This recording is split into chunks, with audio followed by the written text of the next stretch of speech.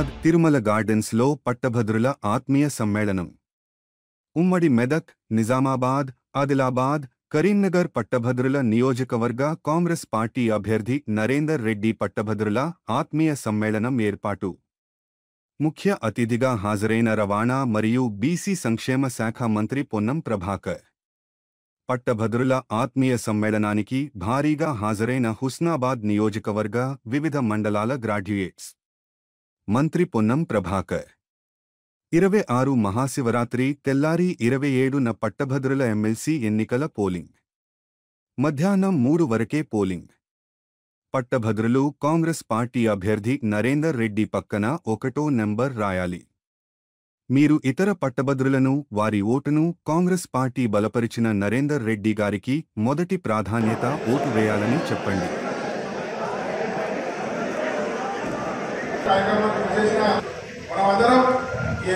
Majority తీసుకొస్తాము. అలాగే ఈ పట్టభద్రుల ఎలక్షన్ 50 మందికి ఒక మనిషి పెట్టుకొని మా ఎన్ఎస్ఏ యూత్ కాంగ్రెస్ అందరం కలిసి మంచి మెజార్టీ ఇస్తాం. ఎలక్ట్రానిక్ మీడియా, ప్రింట్ మీడియా సోదరులందరూ కూడా తమరికి కేటాయించిన సీట్లలో కూర్చోవలసిందిగా గారిని మాట్లాడాల్సిందిగా కోరుతున్నాం.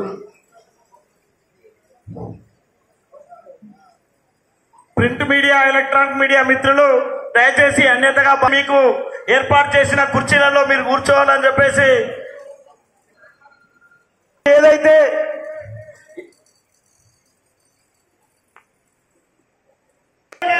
మనస్ఫూర్తిగా కృతజ్ఞత తెలియజేసుకున్న మంత్రి ముందు మన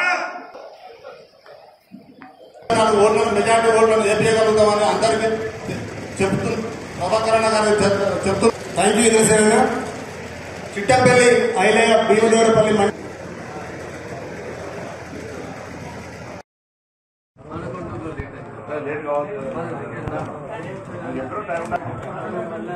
శివరాత్రి తెల్లారి 26 నాడు శివరాత్రి, 27 నాడు పోలింగ్.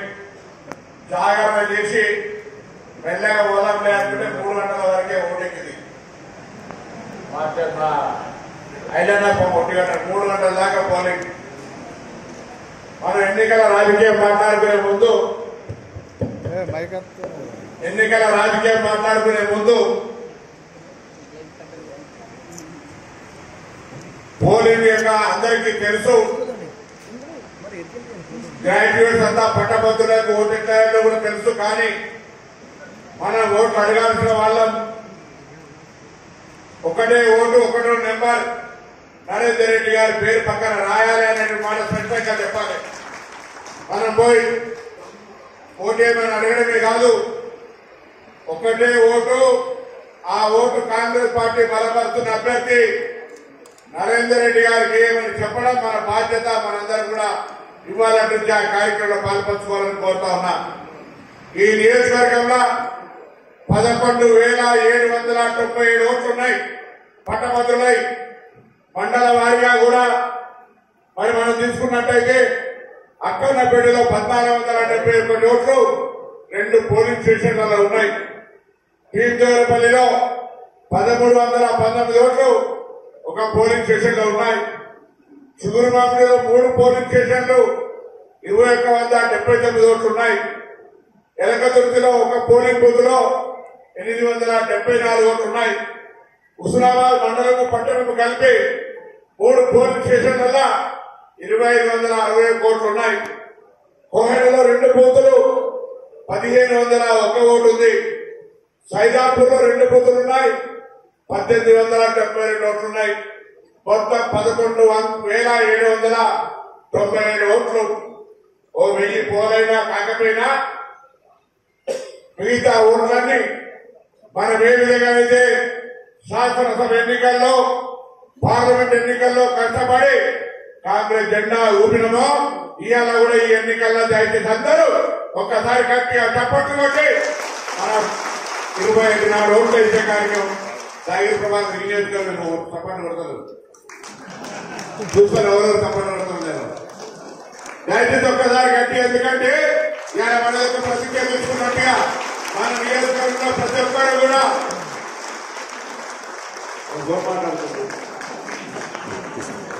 దయచేసి మనమందరం ఇవాళ నుంచి మండల వారిగా ఓట్లు లిస్ట్ అయింది, గ్రామాల వారిగా ఓట్లు లిస్ట్ అవుతుంది. ప్రతి 50 ఓట్లకు ఒక బాధ్యత అప్పచెప్తాం. వాళ్ళందరినీ రోజు సమన్వయం చేసే విధంగా మండల నాయకులు ఒక టీమ్ గా ఏర్పడి ఆ ప్రతి ఓటర్కు పోయి విజ్ఞప్తి చేసే బాధ్యత మీ అందరినీ. ఇవాళ మనం అందరం కూడా కలిసి పనిచేస్తా ఉన్నాం. నియోజకవర్గాల ప్రజల సమస్యల్ని అన్ని రకాలుగా ప్రజల ఆకాంక్షల్ని ముందుకు తీసుకుపోయే విధంగా ప్రయత్నం చేస్తా ఉన్నాం. మనను బలపరచాల్సిన బాధ్యత పట్టభద్రుల మీద ఉంది.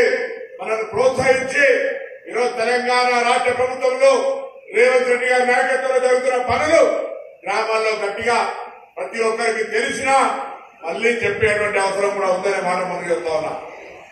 ఇవాళ ఎన్నికలకు ముందు రోజు చూస్తా ఉన్నాం, రైతు బంధు పైసలు ఎట్లా గల్లా పైసలు నిండుతా ఉన్నాయి, అట్లా రైతుల యొక్క ఎస్ఎంఎస్ వస్తా ఉన్నాయి. రైతులకు ఎన్ని ఎకరాలు ఉంది అనే లెక్కలే, ఎన్ని ఎకరాలుంటే అన్ని ఎకరాలకు రైతు భరోసా పైసలు 6,000 రూపాయలు చొప్పున పడతాయి. విశ్వసించారు ఎవరికైనా ఎన్నికల వరకు అంటే ఈ నెల లోపల రైతు భరోసా పైసలు రాకపోతే మన దగ్గర రమ్మని చెప్తాను. రైతు భరోసా పైసలు ఒకవైపు, ఇందిరా బ్యాంక్ ఇంకోవైపు, ఉపాధి హామీ పైసలు ఇంకోవైపు, రేషన్ కార్డుల ప్రక్రియ ఇంకోవైపు కొనసాగుతూ ఉంటుంది.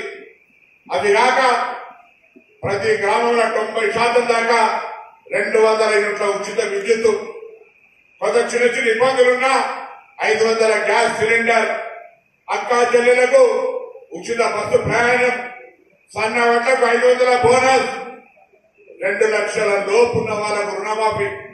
మళ్లీ వేదిక మీద పోతా ఉన్నా, మీ మండలంలో కూడా ఎక్కడైనా 2 లక్షల లోపుండి రుణమాఫీ కాకపోతే ఆ కార్యాలయాల్లో మీ నాయకుల ద్వారా పేరు రాపియండి. 2 లక్షల లోపున్న వాళ్ళందరికీ మాఫీ అయింది. ఎవరికైనా డబ్బులు ఇప్పటి వరకు బ్యాంకులో పడకపోతే దయచేసి మీ యొక్క bank account number, passbook number, ఆ సర్వే ఏ బ్యాంకులో ఉంది అని అన్ని వివరాలను మీ నాయకత్వం ద్వారా ఆఫీసు ఇవ్వండి.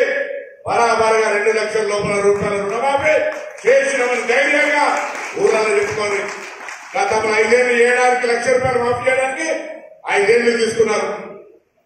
5 ఏళ్ళ టీఆర్ఎస్ పార్టీ పోటీలే లేదు, బీజేపీ పార్టీ ఉంది.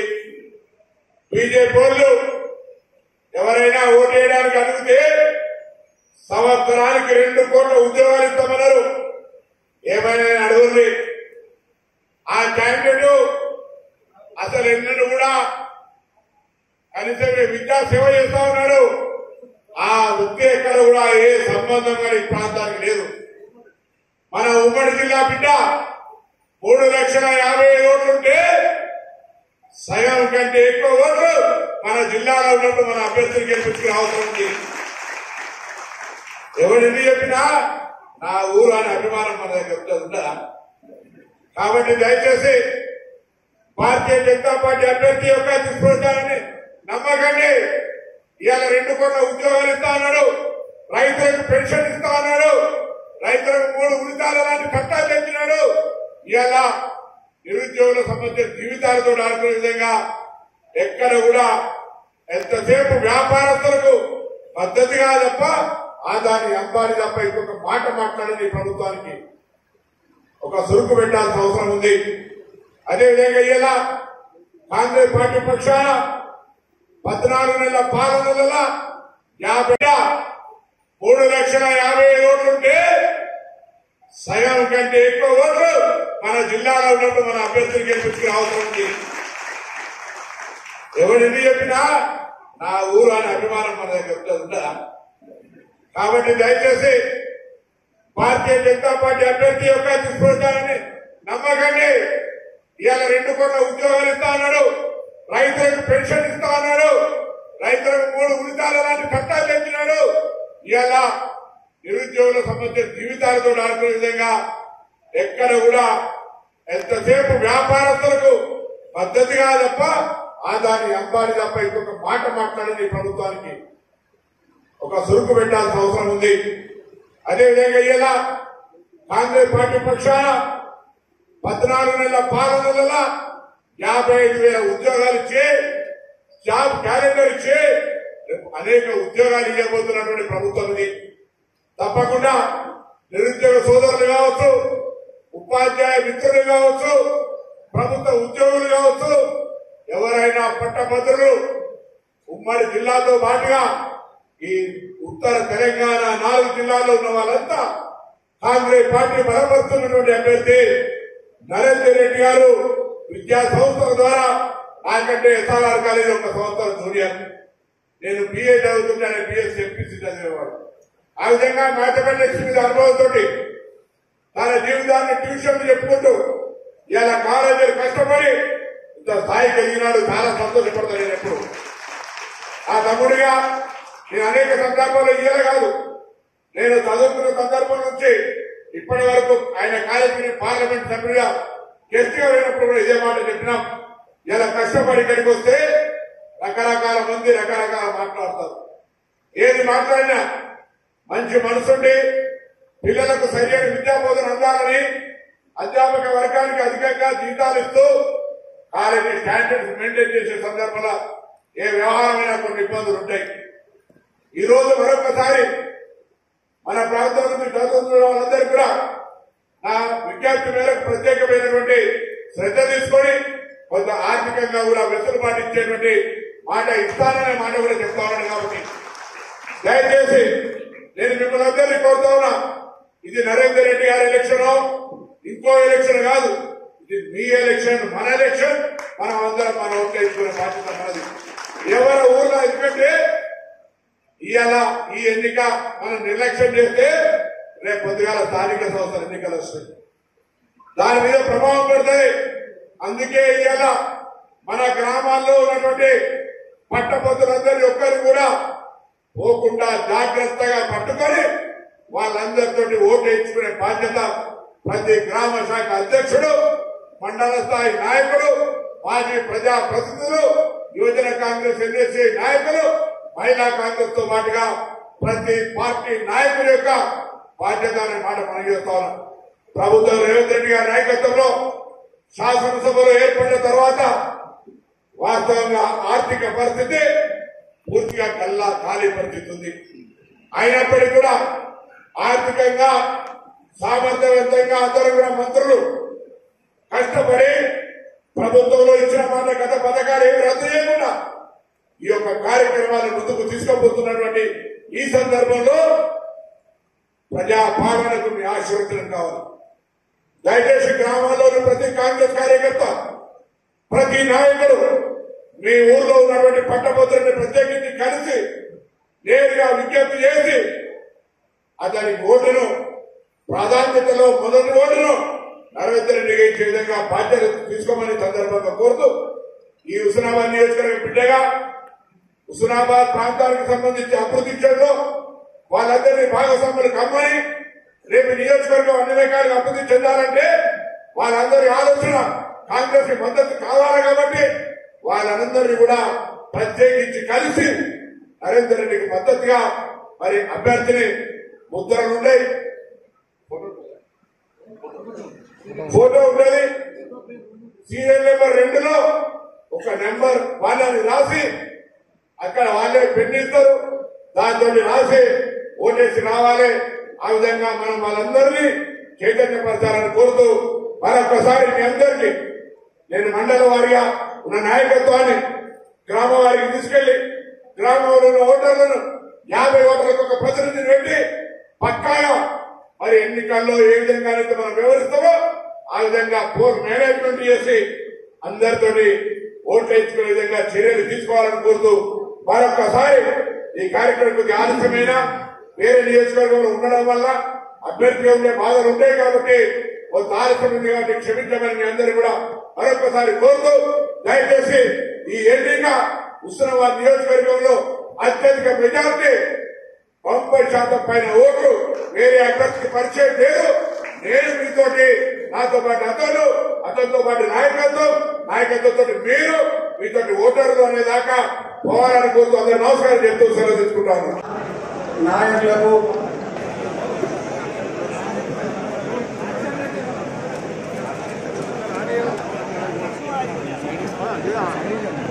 Pero